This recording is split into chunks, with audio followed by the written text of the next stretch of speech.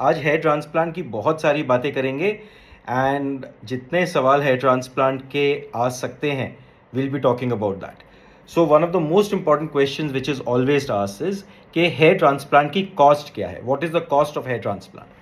सो hair transplant cost कई factors पे depend करती है. It is very difficult to give one cost and ये भी डिपेंड करता है कि कौन सा सेंटर कर रहा है, कौन से डॉक्टर कर रहे हैं. सो generally today unfortunately a lot of hair transplant clinics are not registered and we've got people like homeopaths, ayurveds, dentists doing hair transplant and उसकी वजह से hair transplant को एक बहुत bad reputation भी मिल रही है, lot of complications and उनके जो procedures होते हैं वो इतने सस्ते होते हैं because they are not professionals and technicians come on rent and do the procedure for them. So they are not the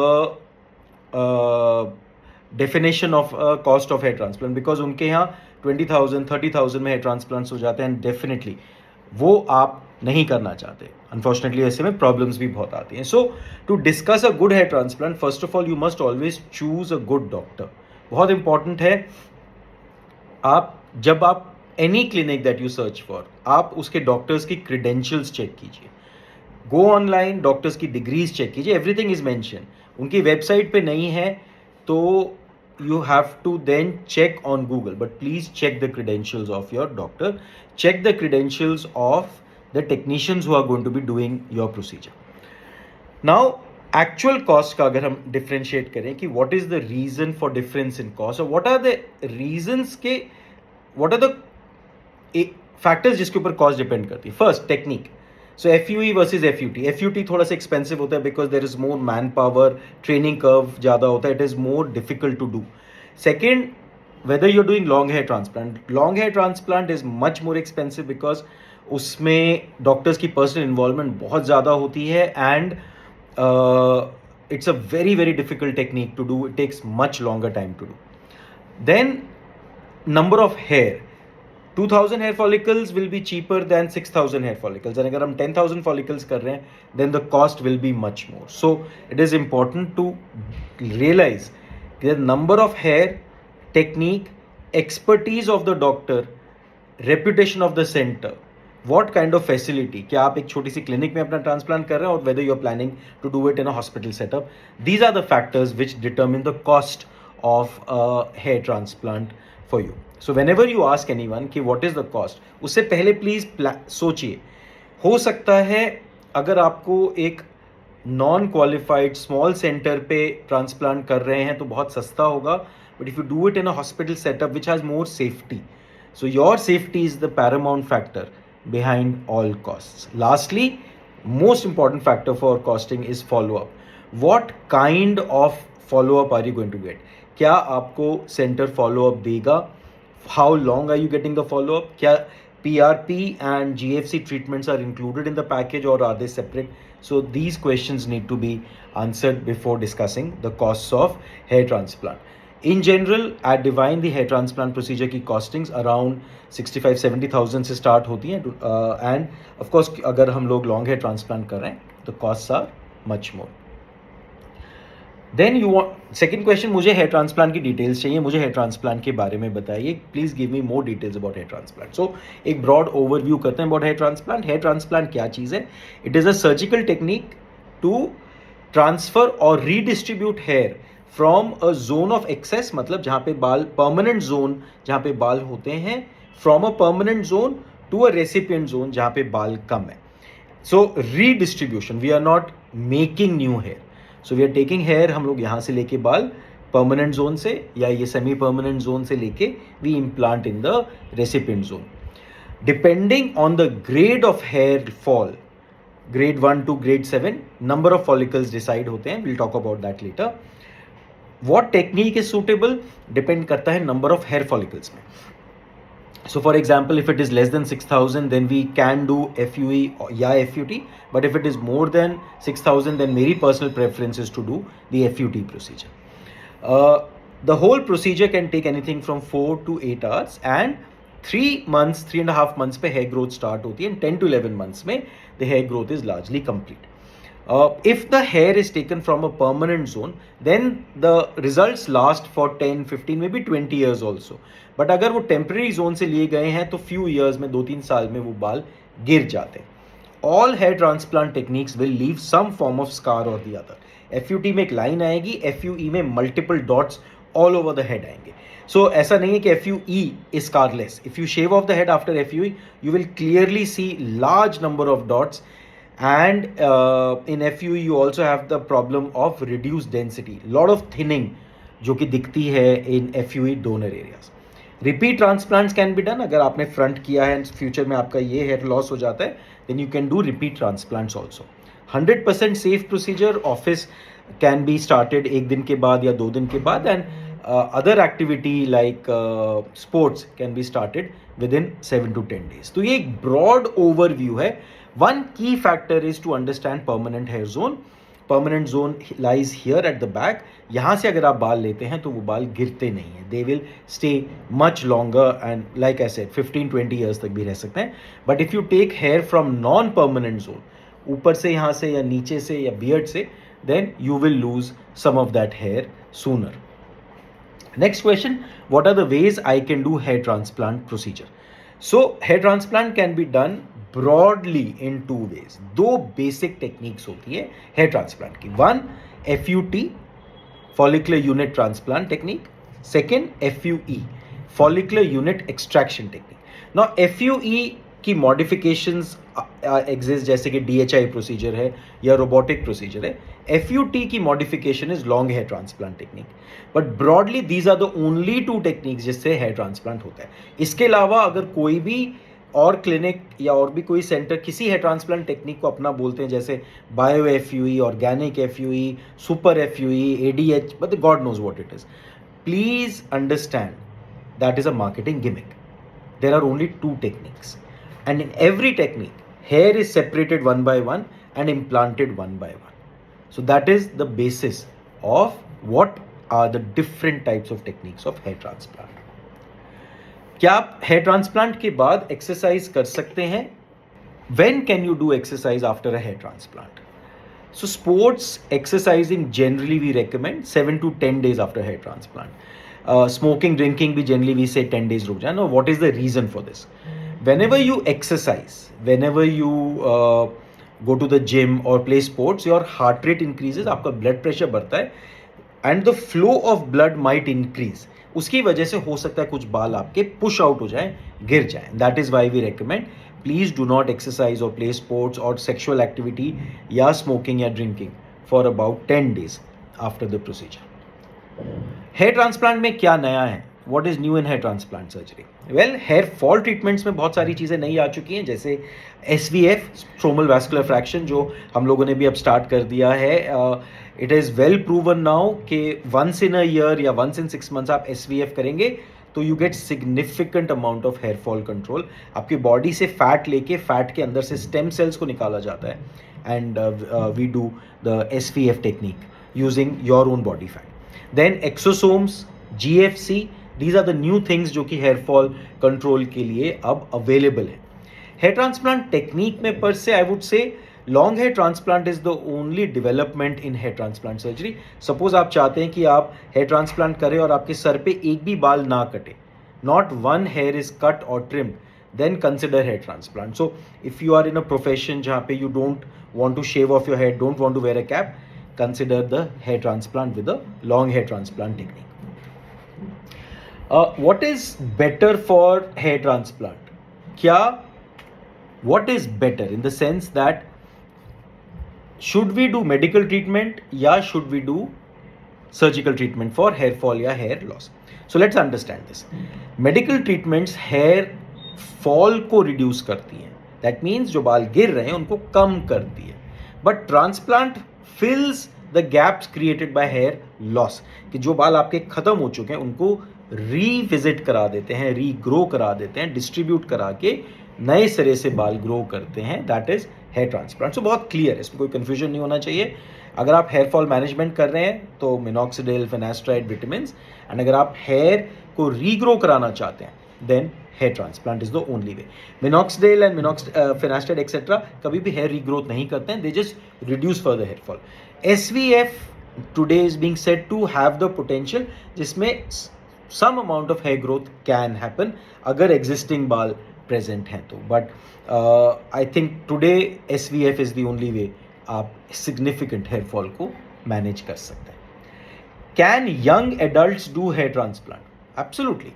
So hair transplant की एक myth है that 25 से कम पे आपको hair transplant नहीं करना चाहिए. Absolutely wrong. As young as 18 अगर आपका सिग्निफिकेंट हेयर लॉस हो चुका है, सपोज आपने इतने बाल खो दिए हैं, एक सिग्निफिकेंट माथा आपका चौड़ा हो गया, फोरहेड वाइडनिंग हो गई है, then you are a candidate. So why was it said that young people should not do hair transplant? It was felt कि अगर अर्ली स्टेजेस पे हेयर फॉल होकर ट्रांसप्लांट किया then you will need more transplants in future. Absolutely correct, but वो तो 40 की age पे भी होता है. So it is not the age, it is the stage which determines. Age नहीं, स्टेज डिटर्मिन करती है कि आपको ट्रांसप्लांट करना चाहिए कि नहीं. सो ग्रेड 1 बिल्कुल नहीं ट्रांसप्लांट करना है. Grade 2 you might want to see can we avoid it, but कुछ लोगों में हम लोग करते हैं. 3 ऑनवर्ड्स तो करना ही करना है. So that is important. Age has nothing to do with. In fact अगर आप 70 ईयर्स के भी हैं और आप हेयर ट्रांसप्लांट करना चाहते हो और आपके बाल पीछे प्रेजेंट हैं, then you can definitely do a hair transplant. Do I have to do hair transplant again after doing it once? No. So अगर आपका ट्रांसप्लांट इस पर्टिकुलर जोन में एक बार हो गया है, then with good results we can safely say कि आपको दोबारा ट्रांसप्लांट की जरूरत नहीं पड़ेगी, because this hair is taken from the permanent zone, especially अगर आपने FUT टेक्निक की है. However if you lose more hair in future, if you lose the centre portion और back portion, then you will need a second transplant. एक second transplant की जरूरत पड़ेगी आपको उस सेकेंड एरिया को कवर करने के लिए, बट प्राइमरी एरिया के लिए यूजली आपको जरूरत नहीं पड़ती है. Then what is the best technique for hair transplant? What is the best technique for hair transplant? Hair transplant में सबसे best technique कौन सी है? Very controversial questions because people who do a lot of FUE वो कहते हैं कि FUE ही अच्छी technique है, FUT के अलावा FUT तो करना ही नहीं चाहिए. So let us understand, एक balanced view लेते हैं about this. FUT is a procedure जो कि center of permanent zone से लिया जाता है. Hair never falls from that zone. Therefore the longevity, आपके रिजल्ट की longevity ज़्यादा होती है, ज़्यादा साल रिजल्ट रहेगा आपका. FUE में 60 to 70% बाल आपके परमानेंट जोन से लिए जाते हैं, बट रेस्ट ऊपर और नीचे सेमी परमानेंट जोन से लिए जाते हैं. And in future it is likely कि वो बाल गिर जाएंगे. So you have to be very cautious. So basic difference ये. सेकेंड, FUT में कट आता है, एक लाइन आती है जिसको आप फ्यूचर में विद इन दैट लाइन आप हेयर ट्रांसप्लांट कर सकते हैं, आप SMP करके छुपा सकते हैं इजिली. FUE में मल्टीपल डॉट्स आते हैं all over, very difficult to hide it. Third, FUT में कभी भी डेंसिटी लॉसेज नहीं होते हैं. Your hair at the back is good high density. FUE you have significant density losses. Biggest disadvantage of FUE के 1 density loss, second आपकी second time here transplant की potential कम हो जाती है. नंबर ऑफ हेयर जो आते हैं वो कम हो जाते हैं because there is a residual damage because of the technique. Third, permanence नहीं होती FUE के बालों में. So I will leave you to decide which is better, but these are the facts जो कि एक हेयर ट्रांसप्लांट टेक्निक के pros and cons भी आप बोल सकते हैं. What if you have severe hair fall? अगर आपको बहुत ज़्यादा हेयर फॉल, हेयर लॉस है तो क्या करें? First, hair transplant is the first option for covering जो लॉस हो चुका है. एंड हेयर ट्रांसप्लांट के बाद आपको हेयर फॉल ट्रीटमेंट भी करना है in the form of SVF, stromal vascular fraction, या GFC, या PRP, विटामिन, फिनास्ट्राइड एक्सेट्रा. बहुत सारी चीज़ें हैं. सो टू मैनेज लेस और larger areas you have to do hair transplant combined with hair fall treatments. हाँ, now important thing, suppose you have a significant area of hair loss, बहुत बड़ा area है, then you might need more than one hair transplant. एक transplant से ज़्यादा की आपको ज़रूरत पड़ सकती है. अगर आपको एक बड़ा एरिया कवर करना है तो एक एरिया में फर्स्ट टाइम 10 से 11,000 बाल तक निकल जाते हैं. एंड अगर आपको और ज़्यादा चाहिए तो 1 वीक के बाद आप बियर्ड से या बैक डोनर एरिया से मोर हेयर ट्रांसप्लांट्स करके आप उसमें एक सेकेंड सेशन करके you can cover the rest of the area as well. What is the solution for hair fall? Hair fall का क्या सोल्यूशन है? बहुत simple. In men hair fall is due to testosterone increase. तो testosterone blockage एक option होता है, but मेरा first option वो नहीं है. In women hair fall is little less understood, exact reasons थोड़े से पुअरली अंडरस्टूड हैं. तो ऐसे में क्या करना चाहिए? तो फर्स्ट ऑप्शन, हमेशा हमको पहले स्कैल्प को नरिश करना है by way of better nutrition. आपका खाना अच्छा होना चाहिए, dry fruits, minerals, vitamin E अच्छा जाना चाहिए, green leafy vegetables, lots of fruits. Healthy eating रहेगी तो आपके बाल हेल्दी रहेंगे, आप हेल्दी रहेंगे तो आपके बाल हेल्दी रहेंगे. गुड स्लीप एट नाइट, रात भर जागना is a bad idea. This is very important. Good sleep आपकी इम्यूनिटी को इम्प्रूव करता है, it improves your hair quality as well. Now coming to the medicine, first thing we always start with multivitamins. हमको आपके hair को nourish करना है. Second thing, we give what is called as, today हम लोग suggest करते हैं SVF, stromal vascular fraction. So what is SVF? SVF is basically stem cells होते हैं, स्टेम सेल्स जो कि ऐसे सेल्स जो कि आप इंजेक्ट करते हैं बालों में तो न्यू बालों को ग्रो करा देते हैं. सो आपके फैट में से हम लोग स्टेम सेल्स को निकालते हैं. 50 to 100 ml फैट आपकी बॉडी में से निकाल के उसमें से स्टेम सेल्स को एक्सट्रैक्ट किया जाता है और उनको पूरे सर पे इंजेक्ट किया जाता है, usually once a year, and it works very very well. अगर SVF नहीं कर पाते because it is expensive, then GFC को ऐड ऑन करते हैं हम, ग्रोथ फैक्टर कॉन्सेंट्रेट. आपके ब्लड में से प्लाज्मा निकाल के PRP को एक्सट्रैक्ट करके लैब क्रिएटेड ग्रोथ फैक्टर्स के साथ उसको मिक्स करके आपके स्कैल्प पे इंजेक्शन लगाए जाते हैं. साथ में आप फिनास्ट्राइड ले सकते हैं and minoxidil tablets. Minoxidil tablets are very very effective to reduce for the hair fall by increasing the blood flow on the scalp. So these are the hair fall, broad hair fall strategies that we take care of. Women specifically बहुत important है कि बहुत high heat आपके sir पे नहीं होनी चाहिए. जो केराटिन ट्रीटमेंट, स्ट्रेटिंग ट्रीटमेंट्स आप कराते हैं, थोड़ा सोच के कराइए, because all of them cause hair fall. And ammonia के हेयर डाइज जो होते हैं वो significant hair fall problem create करते हैं. मेरे सामने से बाल उड़ गए हैं, मैं क्या करूं? सो वेरी कॉमनली मेरे से पूछा जाता है कि फ्रंटल थिनिंग एंड लॉस हो चुका है, क्या करूं? बहुत सिंपल है, हेयर ट्रांसप्लांट. हेयर ट्रांसप्लांट कीजिए. इतने एरिया में 6 से 7 हज़ार बाल चाहिए आपको. FUE या FUT जो भी आप करना चाहें, not a problem. You can choose the technique that you want to. So do that along with hair fall management, जो मैंने आपको बताया about use of vitamins, minoxidil, finasteride, GFC, SVF, etc. So do these two things together and you'll have a very very good result. Again, my suggestion is FUT करेंगे तो you'll have a longer lasting result as compared to FUE. Now,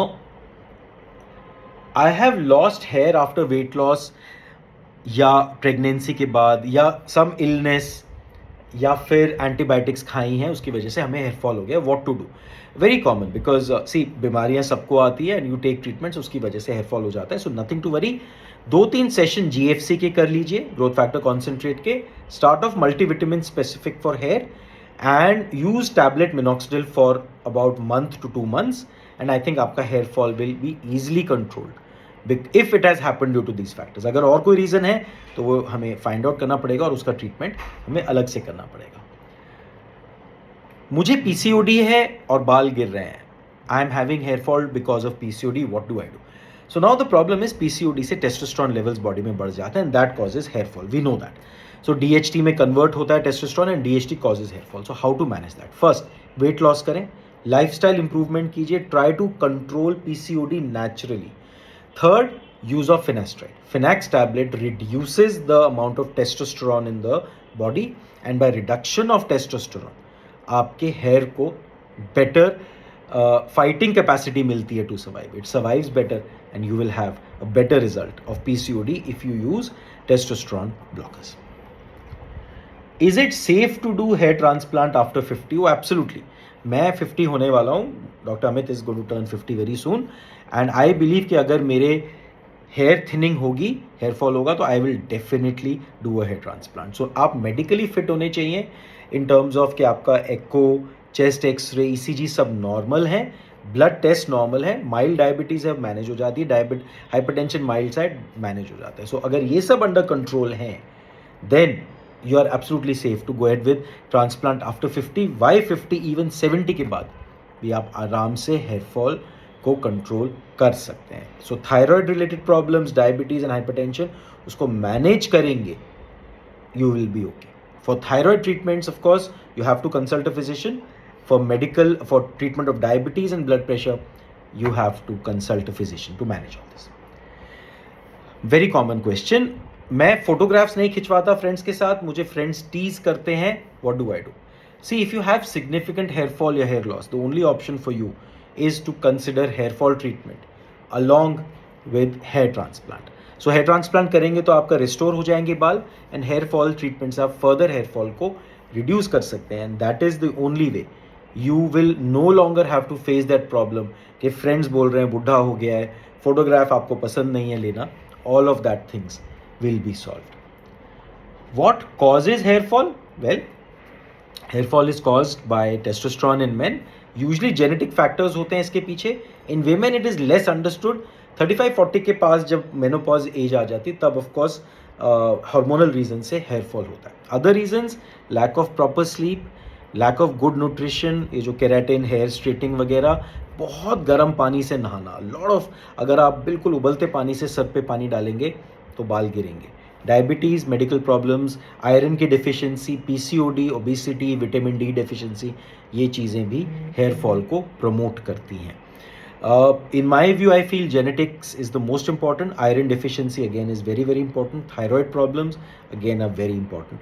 सो इन सबको अगर हम manage कर सकते हैं, smoking, how can I forget smoking, and इन सब चीज़ों को अगर हम मैनेज कर सकते हैं तो हमारा hair fall well under control आ जाएगा.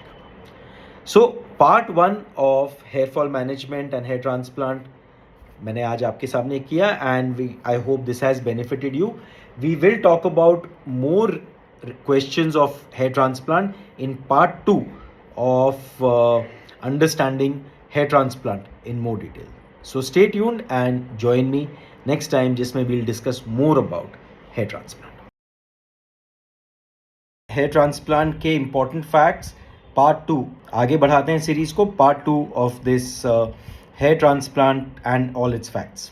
What is FUE technique of hair transplant? FUE technique क्या चीज़ होती है?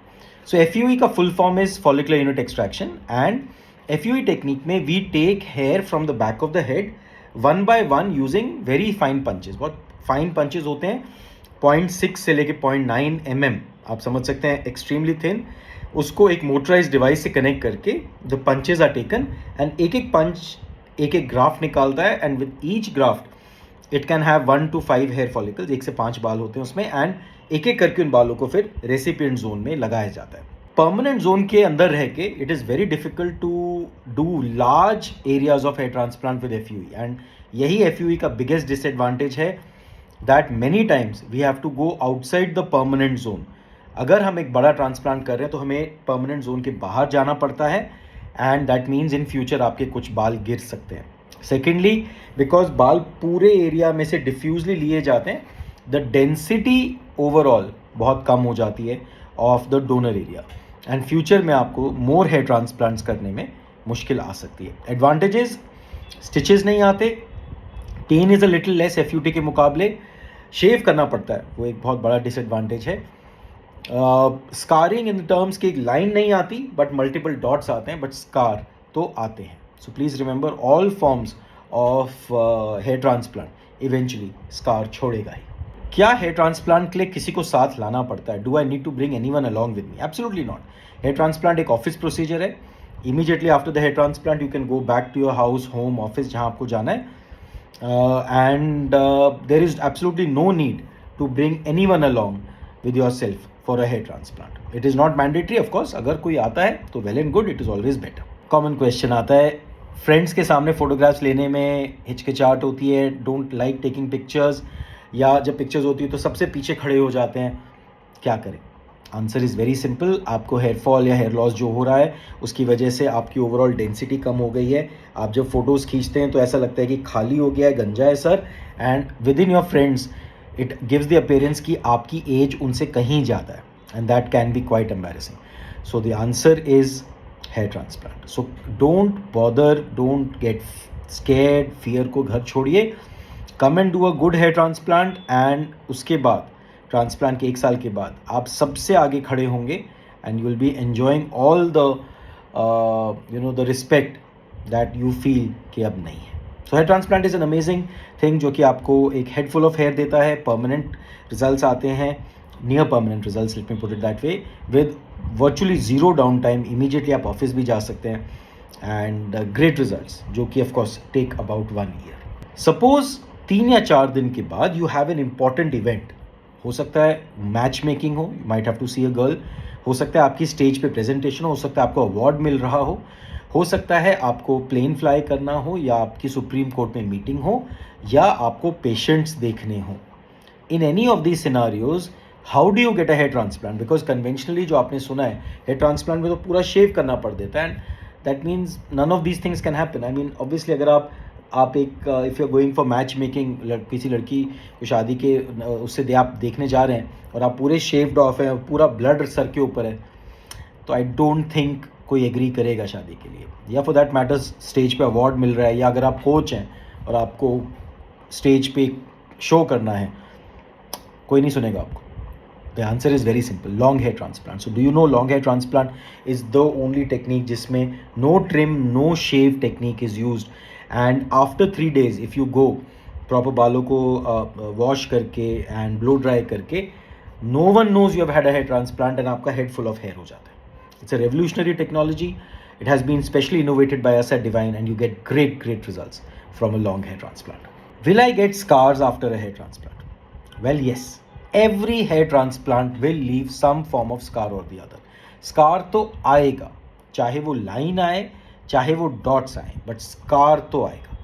That is important to know. All of those who believe कि FUE scars नहीं छोड़ता, wrong. शेव करेंगे आपको फाइन डॉट्स पूरे सर पे नजर आएंगे, और जितना ज़्यादा बड़ा FUE ट्रांसप्लांट होगा उतने ज़्यादा डॉट्स होंगे, थिनिंग हो जाती है। So don't be led away by people who say कि FUE इज स्कारलेस। एब्सोल्युटली ऐसा कुछ भी नहीं होता। FUE both techniques will always leave some form of the scar और the other. We can manage the scars better, क्योंकि आजकल एक SMP करके टेक्निक है जिसमें माइक्रो टैटूइंग हो जाती है स्कार्स पे, या आप FUT के स्कार पे बाल इम्प्लांट कर सकते हैं। You can do a hair transplant on an FUT scar, and वो स्कार वर्चुअली पूरा छुप जाता है। Can women do hair transplant? This is actually a very important question, because क्या लेडीज हेयर ट्रांसप्लांट कर सकती है? क्या लेडीज में हेयर फॉल को हम कंट्रोल कर सकते हैं? Yes, absolutely.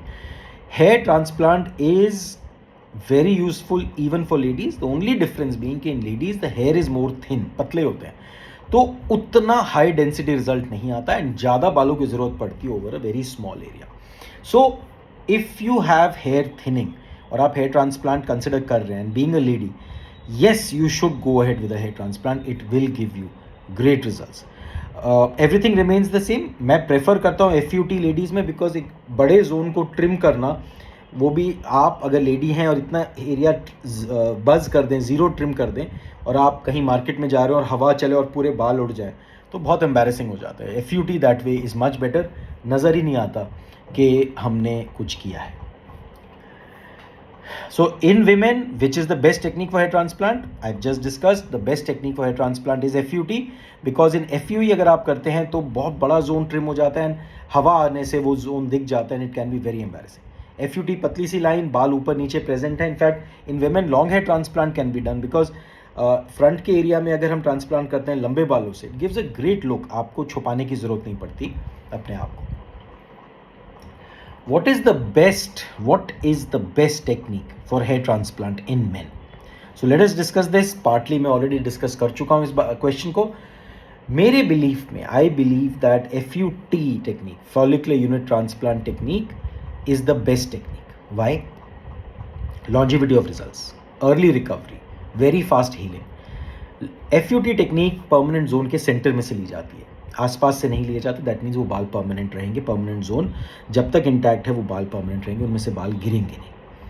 सेकेंडली, FUT में एक फाइन सी लाइन आती है, ऊपर नीचे बाल इंटैक्ट होते हैं, आपकी डेंसिटी खत्म नहीं होती। Third, longevity of course much more. Third, आप रिपीट सेशन कर सकते हैं, इसमें वर्चुअली कोई स्कार्स एड ऑन नहीं होते। FUE on the other hand permanent zone के बाहर जाना पड़ता है, diffuse thinning all over, multiple session करेंगे तो पीछे लगेगा कि कुछ बाल ही नहीं बचे, looks very embarrassing. Recovery wise more और less the same, I don't think कोई बहुत बड़ा डिफरेंस है। सेकेंड डे आप ऑफिस जा सकते हैं दोनों में। FUE में ऑफकोर्स आपको कैप पहननी पड़ेगी, FUT में आपको कैप छुपा सकते हैं अगर आप, स्पेशली अगर आपने लॉन्ग हेयर ट्रांसप्लांट किया है तो you don't need a cap, but या कन्वेंशनल टेक्निक्स में you still have to hide it with a cap. अगर आपके कर्ली बाल हैं या वाइट बाल हैं, then what is the best technique for hair transplant?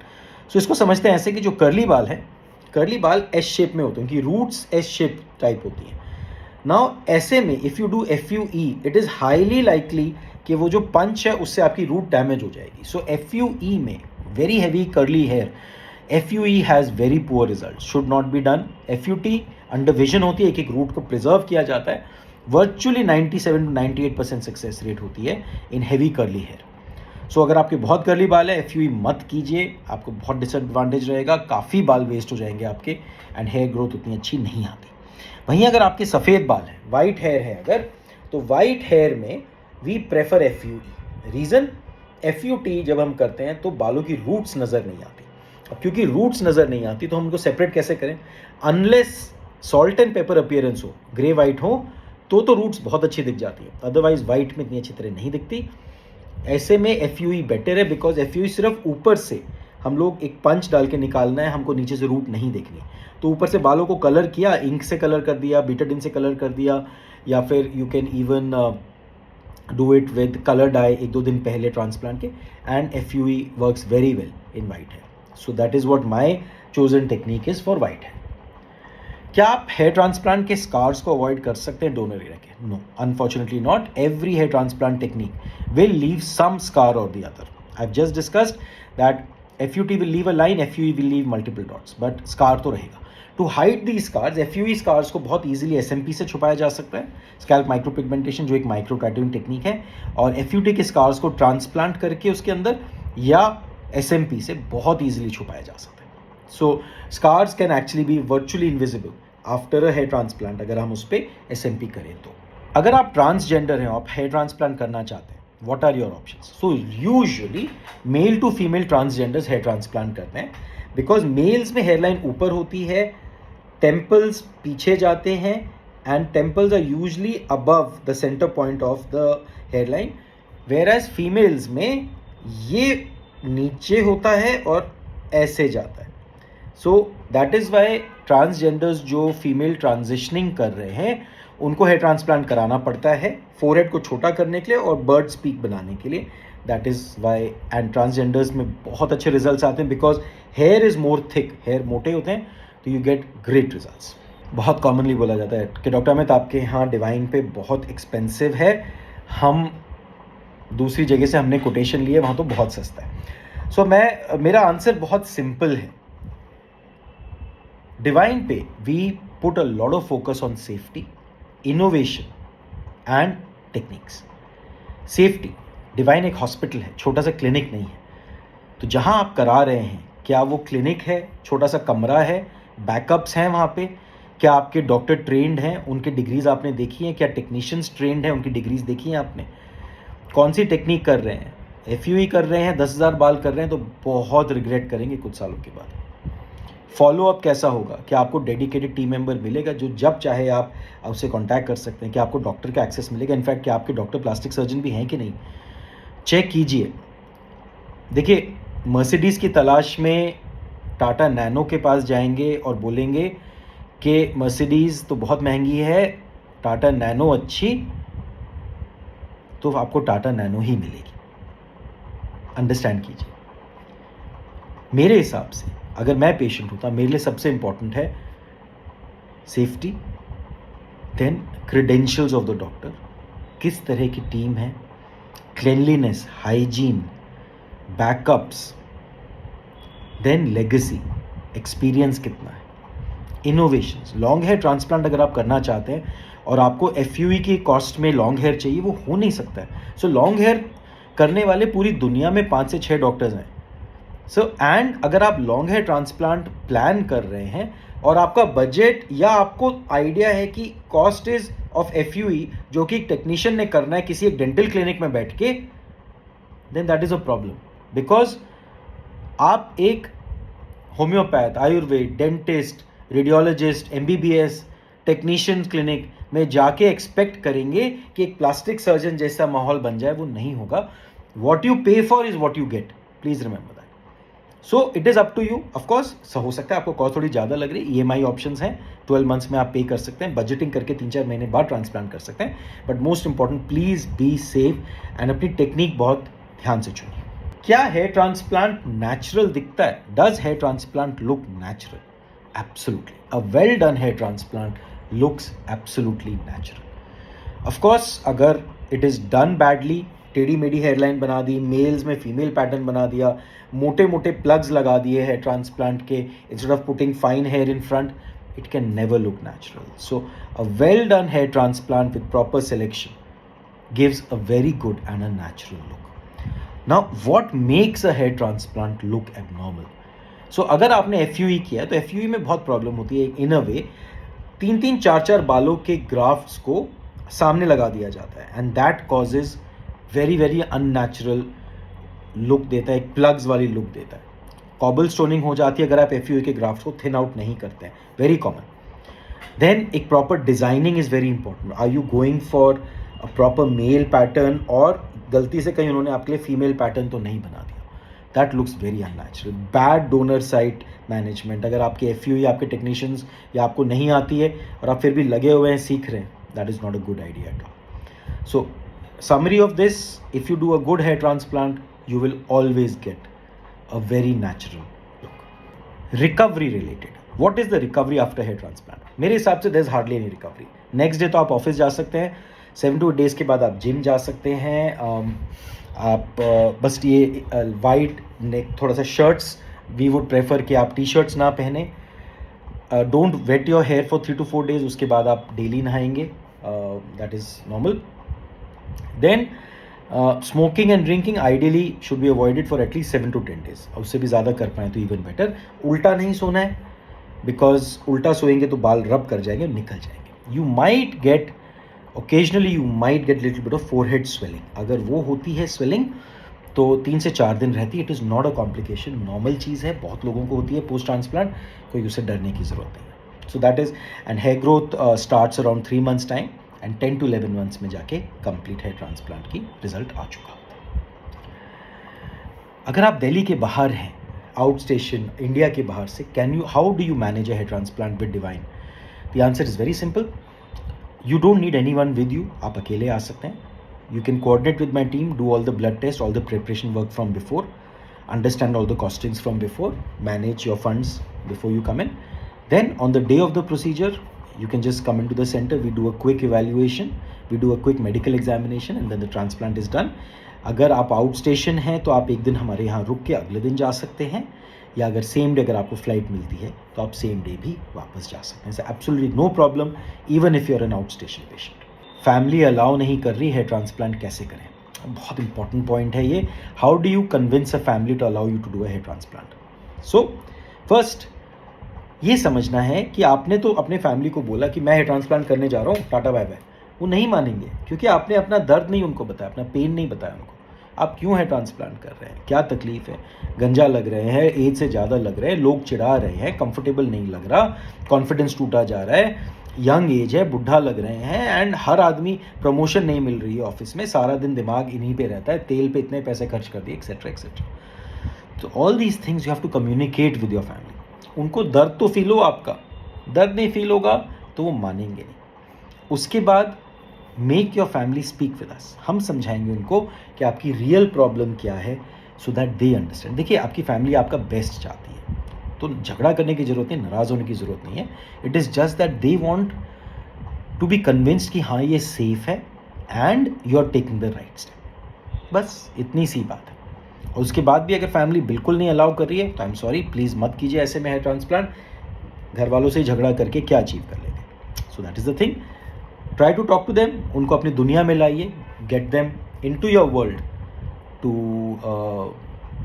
To make them understand what you want. When can I resume gym after transplant? So 8 to 10 days रुक के you can easily start sports, swimming, gym, badminton etcetera. आप सब कुछ start कर सकते हैं. Smoking drinking generally 10 days तक तो रुक ही जाना चाहिए.